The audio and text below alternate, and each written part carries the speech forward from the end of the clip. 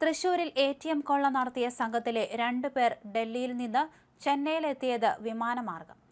പാൽവാൽ കൂടാവലി സ്വദേശി ഷബീർ ലിയാഖത്ത്, പാൽവാൽ മല്ലേ സ്വദേശി എസ് ജൗഹീൻ ഖാൻ എന്നിവരാണ് വിമാനമാർഗം ചെന്നൈയിലെത്തിയത്. 3 പേർ കാറിലെത്തി, മറ്റുള്ളവർ കണ്ടെയ്നർ ലോറിയിലും. ഒന്നിച്ചു ചേർന്ന ശേഷമാണ് വിശദമായ ആസൂത്രണം നടത്തിയത്. ഷബീറും ജൗഹീനും തുറമുഖത്തെത്തി കണ്ടെയ്നർ ലോറിയിൽ കയറി തൃശൂരിലേക്ക് പുറപ്പെട്ടു. കാറും കണ്ടെയ്നറിൽ ഉണ്ടായിരുന്നു.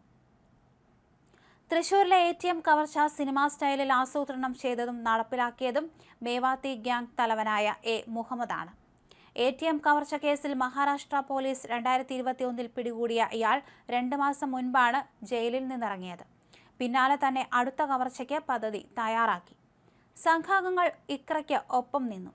മോഷണത്തിനായി ഇയാൾ നേരത്തെ തന്നെ കേരളത്തിലെത്തിയിരുന്നു. ഒരാഴ്ചയോളം തൃശൂരിൽ തങ്ങി ഇയാൾ കൗണ്ടറുകൾ കണ്ടെത്തി സാധ്യതാ പഠനം നടത്തി. ആളനക്കമില്ലാത്ത മേഖലയിലെ കൂടുതൽ പണമുള്ള ATMകളാണ് മുഹമ്മദ് ഇക്രാം മോഷണത്തിനായി തെരഞ്ഞെടുത്തത്. ഹരിയാനയിലും രാജസ്ഥാനിലും മഹാരാഷ്ട്രയിലുമായി 6 ATM കവർച്ചാ കേസുകൾ ഇക്രാമിന്റെ പേരിലുണ്ട്. ഇയാൾക്ക് രാജ്യം മുഴുവൻ നീളുന്ന തസ്കര ശൃംഖലയുമായി അടുത്ത ബന്ധമുണ്ട്. തൃശൂരിലെ മോഷണത്തിന് ശേഷം തമിഴ്നാട്ടിലേക്ക് കടക്കാനായിരുന്നു പദ്ധതി. തമിഴ്നാട്ടിലെ നിരവധി ATMകൾ സംഘം നോട്ടമിട്ടിരുന്നു. കോയമ്പത്തൂർ സേലം ദേശീയപാതയിലെ ATM കൗണ്ടറുകൾ കൊള്ളയടിക്കാനായിരുന്നു ഇവർ പദ്ധതിയിട്ടിരുന്നത്.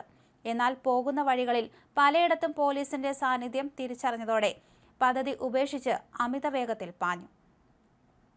ഇതിനിടയിലാണ് നാമക്കല്ലിൽ ഇവരുടെ വാഹനം കാറുകളിലും ബൈക്കുകളിലും ഇടിച്ചത്. സമാന രീതിയിലുള്ള പല കവർച്ചകൾക്കും ഇതേ ലോറി ഉപയോഗിച്ചിട്ടുണ്ടെന്ന് സൂചനയുണ്ട്. SBIയുടെ ATMകളിൽ കൂടുതലായും 500 രൂപയുടെ നോട്ടുകൾ ഉള്ളതുകൊണ്ടാണ് ഇവ മാത്രം ലക്ഷ്യമിട്ടതെന്ന് പ്രതികൾ മൊഴി നൽകി. ചെറിയ തുകയുടെ നോട്ടുകൾ കടത്താൻ ബുദ്ധിമുട്ടായതിനാലാണ് 500 രൂപ നോട്ടുകൾ ലക്ഷ്യമിട്ടത്. പല ബാങ്കുകളിലെയും ATMകളിൽ 200, 100 രൂപയുടെ നോട്ടുകൾ കൂടുതലുണ്ടാകും.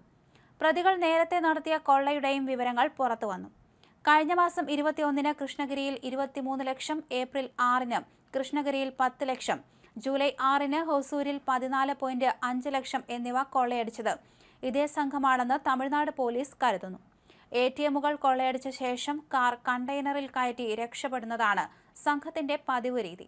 മാപ്രാണത്തെയും സ്വരാജ് റൗണ്ട് ഷൊർണൂർ റോഡിന്റെ ആരംഭത്തിലെയും കോലഴിയിലെയും ATM കൗണ്ടറുകൾ ഗ്യാസ് കട്ടർ ഉപയോഗിച്ച് തകർത്ത് പണം കവർന്ന ശേഷം കാർ കണ്ടെയ്നർ ലോറിയിൽ കയറ്റി കടന്നുകളഞ്ഞ സംഘത്തെ നാമക്കല്ലിൽ വച്ചാണ് പോലീസ് പിടികൂടിയത്.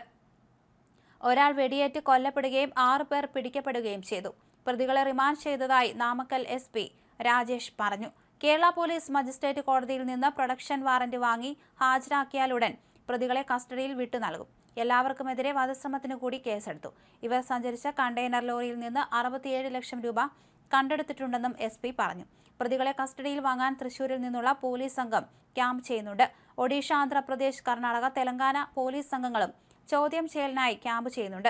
ഏറ്റുമുട്ടലും വെടിവെപ്പുമൊക്കെ ദേശീയ പ്രാധാന്യമുള്ള വാർത്തയായി മാറിയതോടെ തമിഴ്നാട് പോലീസിലെ 4 സംഘങ്ങളെ തുടരന്വേഷണത്തിന് നിയോഗിച്ചിട്ടുണ്ട്. ഇവർ വേമാത്തിയിലേക്ക് പോയി വിശദമായ അന്വേഷണം നടത്തുമെന്നാണ് വിവരം.